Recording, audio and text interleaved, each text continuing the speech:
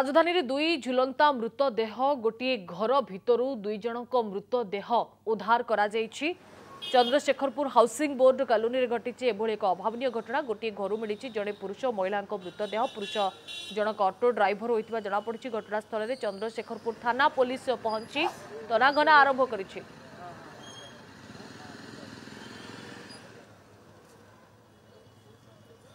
Travels से पिला आम पाखे काम करता 5 वर्ष खंडे जो काम करता घरे से रहा केयरटेकर हिसाब से फ्री भी रोला। मालिक भी रखते भी काम करता प्लस आमर भी काम करता।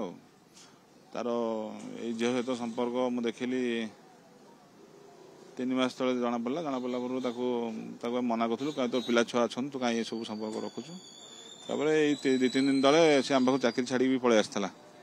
ता प्रथम स्त्री भी थाना भी एफआईआर कर सी केमी गोटे बाहर फल से चाकरी छाड़ी आसला खोजी खोजी पाई नुँ। शुणला बेलू आज सकाल सकाल शुणले ये अवस्था। देखु 2 जन जाके हैंगिंग अवस्था अच्छा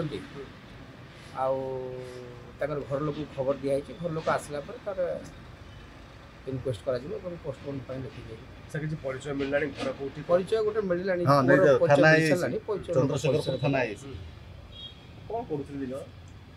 कौन करूँ घर लोक आसला जना घर मालिक कहते 4-5 दिन आसिक भड़ा से आसला घर लोक जना पड़े गोटे घर अच्छा पुओ